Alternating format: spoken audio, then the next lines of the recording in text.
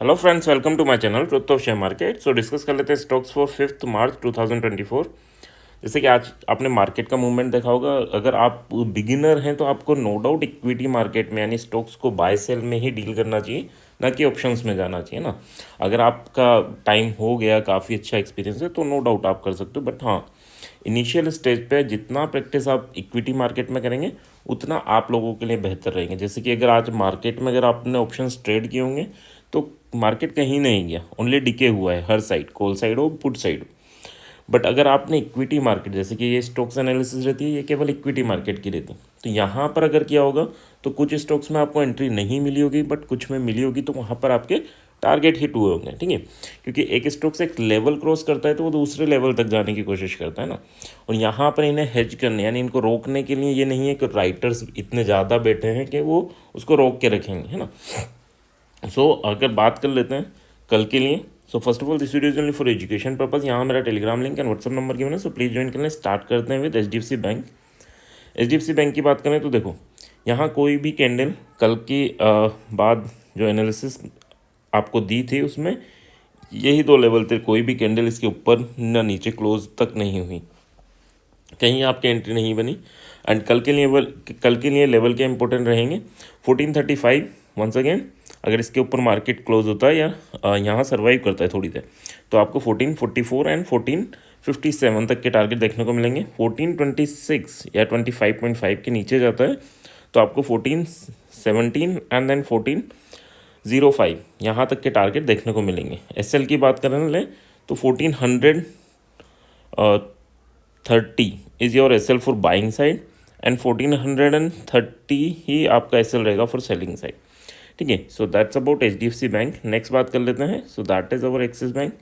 Axis bank की बात करें तो एक्सिस बैंक ने आज एक मूवमेंट दिया था जो हमने यहाँ पर लेके चले थे कि यार ओके 15 मिनट की कैंडल्स हैं, ये 2 तारीख की मूवमेंट है आपके, और ये आज का मूवमेंट यहाँ से स्टार्ट हुआ, अच्छा खासा ऊपर गया। जो आपका फर्स्ट टारगेट था 1108.85, कल जो गिवन था आपको एग्जैक्टली वहीं जाके इसने सेलिंग प्रेशर जनरेट हुआ है। तो कल के लिए क्या इंपॉर्टेंट होने वाला है, कल के लिए 1109 का लेवल, ये अगर क्रॉस होता है तो 1117 यानी 1126 तक के लेवल आपको देखने को मिलेंगे। 1105 का आपका यहाँ एसएल रहेगा। 1102 अगर टूटता है नीचे तो 1095 एंड देन 1088 ये आपके टारगेट रहेंगे। यहाँ पर अगर हम एसएल की बात करें तो 1105 यानी 3 पॉइंट का एसएल यहाँ पर भी हम कंसिडर करके चलेंगे। तो देखो यहाँ पर इंडेक्स में उतना मूवमेंट नहीं हुआ, बट यहाँ मार्केट जैसे ओपन हुआ तो धीरे धीरे करके ये हमारे फर्स्ट टारगेट तक गया। ठीक है, अब नेक्स्ट बात कर लेते हैं, सो दैट इज़ अवर रिलायंस। रिलायंस ने क्या किया, रिलायंस ने तो काफ़ी अच्छा मूवमेंट दिया एंड ये सेकंड टारगेट ये था हमारा शायद, तो इसके भी ऊपर जाके वापस आया है। अब कल के लिए क्या इंपॉर्टेंट है, 3015 अगर ये क्रॉस होता है वंस अगेन तो 3025 फर्स्ट टारगेट रहेगा एंड 3035 आपका सेकंड टारगेट रहेगा। 5 पॉइंट का एसएल लेके चलना है यानी 3010 का। 3009 अगर टूटता है तो 3002 एंड 2994.5 यहाँ तक के आपके टारगेट रहेंगे। यहाँ पर अगर एसएल की बात करूँ तो 3015 नहीं 13 is sufficient, 3013 for selling side. ठीक है, selling side 3013 and buying side क्या रहेगा 3010 that is your hard SL for Reliance. Next बात कर लेते हैं इन्फोसिस। इन्फोसिस काफ़ी वीक होता जा रहा है एंड धीरे धीरे इसमें सेलिंग प्रेशर जनरेट होता जा रहा है। तो इसकी भी बात करें तो ये देखो 15 मिनट की कैंडल्स हैं, जब से ओपन हुआ तब से डाउनवर्ड ही मूवमेंट हुआ और इसने हमारे ऑलमोस्ट दोनों टारगेट टच किए। दूसरा टारगेट हमारा था 1638, बट हाँ यहाँ पर ये 34 तक गया। तो जब हमारा सेकंड टारगेट हिट हो जाए उसके बाद हम ज़्यादा चीज़ों को अवॉइड करते हैं। क्यों, क्योंकि यार उसके बाद दिक्कतें ये आती है कि ऑलरेडी सेकंड टारगेट का मतलब है 1.5% मूवमेंट हो चुका है, 1.5% का मूवमेंट हो चुका। अब उसके बाद तो फिर दिक्कतें स्टार्ट हो सकती हैं। तो सेकंड टारगेट हिट हो गया था इसमें भी। कल के लिए क्या इंपॉर्टेंट है, 16 अगर 42 ये बीच में जो इसने हाई बनाया है 41.5 ये अगर टूटता है तो फिर आपको 48.5 एंड 56 तक के लेवल देखने को मिल सकते हैं। नीचे एग्जैक्टली इसी के नीचे जो ये बेस है जहाँ क्लोजिंग दी है उसके नीचे जाता है यानी 1633.5 के नीचे जाता है तो फिर आपको 1625 एंड 16 तक के टारगेट देखने को मिलेंगे। अब यहाँ पर एसएल क्या लेके चलना है, तो एसएल आपका जो बनेगा that is 1638 for selling side and for buying side that is also 1638, ठीक है। सो 1638 अब हमारा एस एल रहेगा for buying as well as selling side. Next बात कर लेते हैं S B I. S B I की बात करें तो देखो इसने भी, अगर हम बात करें तो आज काफ़ी ऊपर तक गया एंड यहाँ पर एग्जैक्टली 77 इसके ऊपर हमारी बाइंग थी एंड नीचे भी 68 के नीचे नहीं गया, ठीक है। तो छोटी सी रेंज में ही ये फंसा रहा। और अगर आपने देखा इसमें नोटिस किया तो जो फर्स्ट कैंडल बन गई उसी के अंदर पूरा दिन ये ट्रेवल किया। कल के लिए क्या इंपॉर्टेंट होने जा रहा है, 777 अगर ये टूटता है तो 83 एंड 88 तक के टारगेट आपको देखने को मिल सकते हैं। यहाँ पर अगर हम बात करें तो 2 पॉइंट का हमें एस एल लेके चलना है, यानी 75 का हमारा एस एल भी होना चाहिए।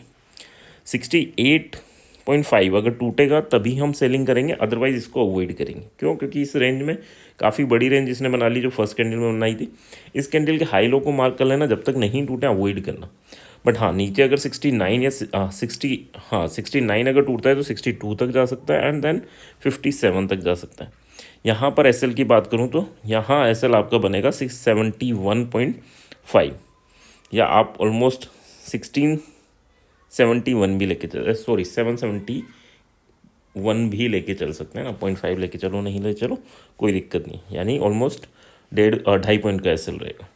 सो अनटिल एंड अनलेस ये फर्स्ट कैंडल के हाई लो को नहीं ब्रेक करता, अवॉइड करना है।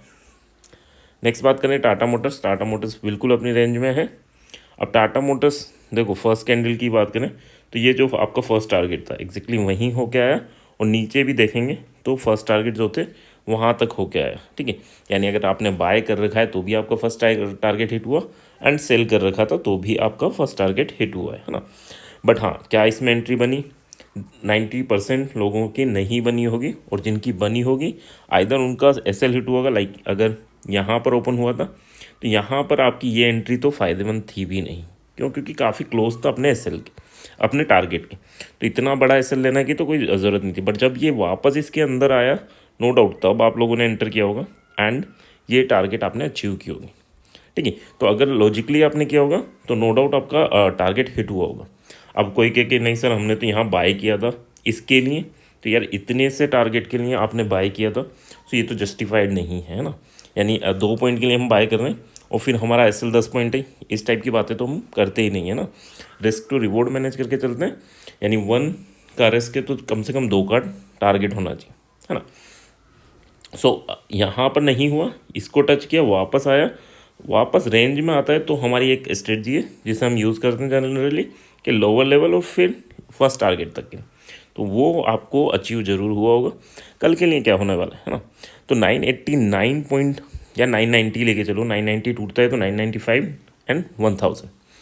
985.5 अगर टूटता है नीचे तो आपको 980.5 एंड 976 तक के टारगेट देखने को मिल सकते हैं। यहाँ पर अगर हम एस एल की बात करें तो 2 पॉइंट का आपका एस एल रहेगा, यानी 990 पर आप बाय करेंगे तो 988 आपका एस एल रहेगा। 985.5 पे सेल करेंगे तो फिर आपका 87.5 आपका एस एल रहेगा। सो 2 पॉइंट का एस एल आपको ज़रूर लेके चलना है इन टाटा मोटर्स। एस एल छोटे होने चाहिए ना।